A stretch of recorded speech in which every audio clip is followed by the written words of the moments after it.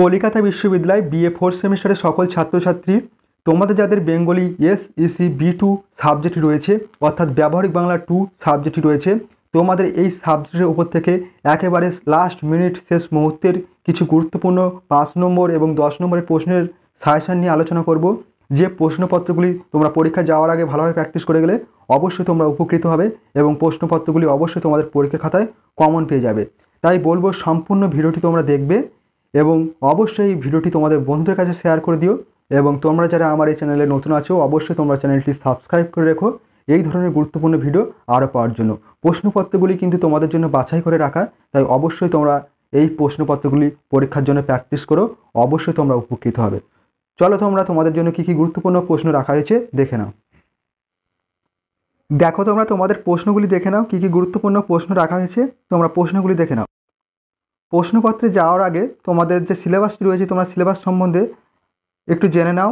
তোমাদের মডেল 1-এ তোমাদের সৃজনশীল রচনা, মডেল 1-এ তোমাদের সৃজনশীল রচনা আসে, তোমাদের গল্প রচনা থাকে এবং প্রবন্ধ রচনা থাকে।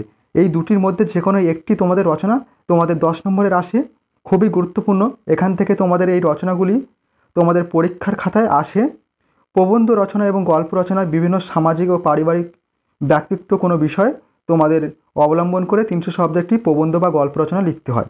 এক্ষেত্রে কমন পাওয়া যায় না, কারণ গল্প রচনার ক্ষেত্রে তোমাদের বিভিন্ন গল্পের লাইন তুলে দিয়ে বলা হয় যে এই লাইনটি অনুযায়ী, মানে একটা লাইন তুলে দেওয়া হয় বেশ কিছু শব্দ, সেই শব্দের সাথে মিল রেখে তোমাদের গল্প রচনা করতে হয়। এবং প্রবন্ধ রচনার ক্ষেত্রে তোমাদের বিভিন্ন পারিবারিক বা সামাজিক ব্যক্তিত্ব কোনো বিষয়ে প্রবন্ধ রচনা করতে পারে।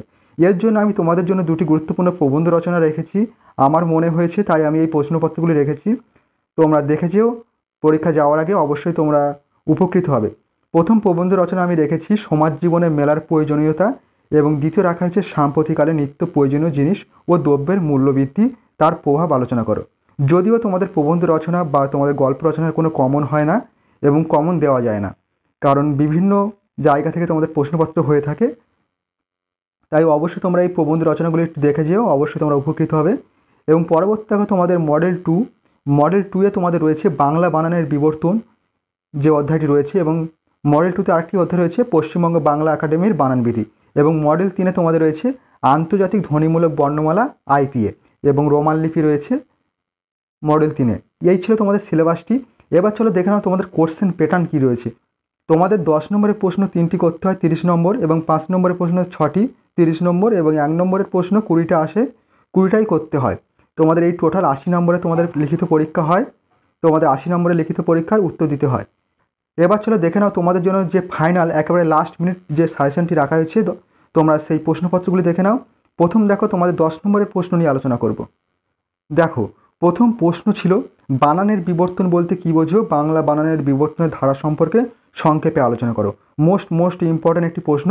এবং দ্বিতীয় প্রশ্ন বাংলা বানানের বিবর্তনের ইতিহাসে ঈশ্বরচন্দ্র বিদ্যাসাগরের বর্ণ পরিচয় গ্রন্থের ভূমিকা পর্যালোচনা করো। মোস্ট ইম্পর্ট্যান্ট প্রশ্ন।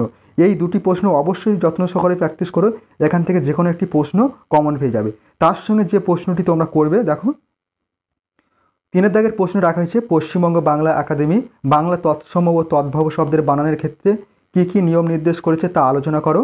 অথবা প্রশ্নটি ঘুরিয়ে আসতে পারে পশ্চিমবঙ্গের বাংলা একাডেমি প্রবর্তিত বাংলা বানানবিধির যে কোনো 5টি সূত্রসহ দৃষ্টান্ত আলোচনা করো।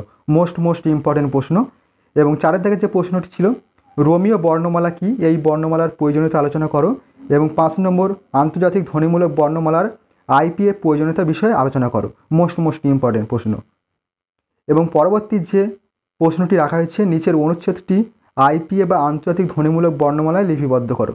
এটি তোমাদের কমন পাওয়া যায় না, কারণ তোমাদের আইপিএ সম্পর্কে ধারণা থাকা দরকার আইপিএ বর্ণমালা লিখতে গেলে। এরকম একটি লাইন তুলে তোমাদের বলা হবে, বেশ কিছু শব্দ তুলে দেওয়া হবে, তোমাদের বলা হবে আইপিএ বর্ণমালায় লিপান্তর করতে বলা হবে। এটি সম্পূর্ণ তোমাদের ওপর নির্ভর করবে, কারণ তোমাদের আইপিএ বর্ণমালা শিখতে হবে এবং রোমান বর্ণমালা রোমীয় লিপিরও লাইন কিছু তুলে দিতে পারে, সেই বর্ণমালাগুলো তোমাদের শিখে রাখতে হবে। এই ছিল তোমাদের 10 নম্বরের প্রশ্নগুলি। এখান থেকে তোমরা দুটি প্রশ্ন কমন পেয়ে যাচ্ছ, এবং এই প্রশ্নগুলি করলে এখান থেকে তোমরা দুটি প্রশ্ন কমন পেয়ে যাচ্ছ। তার সাথে তোমাদের যে প্রবন্ধ রচনা বা গল্প রচনা, ওখান থেকে তোমরা 10 নম্বরের একটি কমন পাচ্ছ। প্রবন্ধ রচনা কীভাবে লিখতে হয় তোমরা সকলে জানো, এবং গল্প কীভাবে লিখতে হয়। ওখান থেকে তোমাদের নিজের ভাষায় 10 নম্বরের যে কোনো একটি প্রশ্নের কমন পেয়ে যাচ্ছ, তোমরা নিজেরাই লিখতে পারছো। এরপর দেখে নাও পরবর্তী তোমাদের 5 নম্বরের যে গুরুত্বপূর্ণ প্রশ্ন রাখা হয়েছে। 5 নম্বরের যে প্রশ্নপত্রগুলি করবে দেখো, প্রথম রাখা হয়েছে প্রবন্ধের শ্রেণীবিভাগ, খুবই গুরুত্বপূর্ণ একটি প্রশ্ন। এবং দ্বিতীয় প্রশ্ন রয়েছে ব্যক্তিগত প্রবন্ধের রচনা বৈশিষ্ট্য, মোস্ট ইম্পর্টেন্ট প্রশ্ন। এবং 3 নম্বর প্রশ্ন রয়েছে সামাজিক গল্পের বৈশিষ্ট্য, খুবই গুরুত্বপূর্ণ একটি প্রশ্ন। আর 4 নম্বর প্রশ্নটি রাখা হয়েছে ছোট গল্পের বৈশিষ্ট্য। এই প্রশ্নটিও গুরুত্বপূর্ণ প্রশ্ন, তোমাদের LCC 2 বাংলা অর্থাৎ আবশ্যিক বাংলা পেপারে এসেছিল এই প্রশ্নটি, তাই অবশ্যই প্রশ্নটি দেখে রেখো, পরীক্ষায় আসতেও পারে। এবং পরবর্তী 5 নম্বরের প্রশ্ন দেখো, মোস্ট ইম্পর্ট্যান্ট একটি প্রশ্ন, তৎসম তদ্ভব শব্দের বানান প্রসঙ্গে পশ্চিমবঙ্গ বাংলা একাডেমির নির্দেশ, খুবই গুরুত্বপূর্ণ একটি প্রশ্ন। এবং 6 দাগে বিদেশি শব্দের বাংলা প্রতিবর্ণীকরণে বাংলা একাডেমির নির্দেশ, অথবা প্রশ্নটি এভাবে আসতে পারে বিদেশি শব্দের বানান বিধি, মোস্ট ইম্পর্ট্যান্ট একটি প্রশ্ন। এবং 7 দাগের প্রশ্ন, বাংলা বানানের ক্ষেত্রে উচ্চারণের সমস্যা, খুবই গুরুত্বপূর্ণ একটি প্রশ্ন। এবং 8 নম্বরের প্রশ্ন, রোমীয় বর্ণমালা ও আন্তর্জাতিক ধ্বনিমূলক বর্ণমালার সাদৃশ্য বৈসাদৃশ্য, ভেরি ইম্পর্ট্যান্ট একটি প্রশ্ন। এবং 9 দাগের প্রশ্ন, দন্ত্যন্য ও মূর্ধন্য এর ব্যবহার বিধি লেখো, খুবই গুরুত্বপূর্ণ। আর 10 দাগের যে প্রশ্নগুলি রয়েছে দেখো, নিচের বর্ণগুলির রোমীয় রূপ লেখো, বেশ কিছু বর্ণ তুলে দেওয়া হয়েছে, এই বর্ণগুলি প্র্যাকটিস করো, এখান থেকে তোমরা কমন পেয়ে যাবে। এই প্রশ্নগুলি কিন্তু তোমাদের 100% কমন আসে। এই যে বর্ণগুলির রোমীয় রূপ লিখতে বলা হয়, এটি কিন্তু খুব সহজেই, এই প্রশ্নটি থেকে খুব সহজে তোমরা 5 নম্বর পেয়ে যেতে পারো। এবং 11 দাগের প্রশ্নটিও তোমাদের পরীক্ষায় দেওয়া হয়, বানানগুলির শুদ্ধ রূপটি চিহ্নিত করো, এই বানানগুলির শুদ্ধ রূপ কোনটি সেটি চিহ্নিত করতে হবে। এ বিষয়ে আমি ভিডিও আলোচনা করেছি, তোমরা যারা এখনও পর্যন্ত সেই ভিডিও দেখোনি অবশ্যই দেখে নিও। এবং পরবর্তী শুদ্ধ রূপ কিছু রাখা হয়েছে বানানগুলির, এগুলি দেখে রাখবে, এর শুদ্ধ রূপ চিহ্নিত করতে হবে। সম্পূর্ণ উত্তর আমি পূর্বে ভিডিওতে আলোচনা করেছি, তোমরা যারা এখনও পর্যন্ত সেই ভিডিওগুলি দেখোনি অবশ্যই তোমরা চ্যানেলে গিয়ে দেখে নিও। এরপর দেখো পরবর্তী তোমাদের এক্সট্রা কিছু 5 নম্বরের প্রশ্ন রাখা হয়েছে। প্রথম প্রশ্ন ছিল কি এবং কি এর ব্যবহার বিধি। এবং পরবর্তী 13 দাগের প্রশ্ন, রোমীয় বর্ণমালা দীর্ঘস্বরের বর্ণীকরণ পদ্ধতি দৃষ্টান্ত সহ। এবং 14 দাগের প্রশ্ন, আন্তর্জাতিক ধ্বনিমূলক বর্ণমালার দুটি মূলনীতি বিশ্লেষণ করে বুঝিয়ে দাও। এবং 15 দাগের প্রশ্ন, আইপিএতে অন্ত্যজ ফলাযুক্ত ধ্বনির লিপান্তর পদ্ধতি।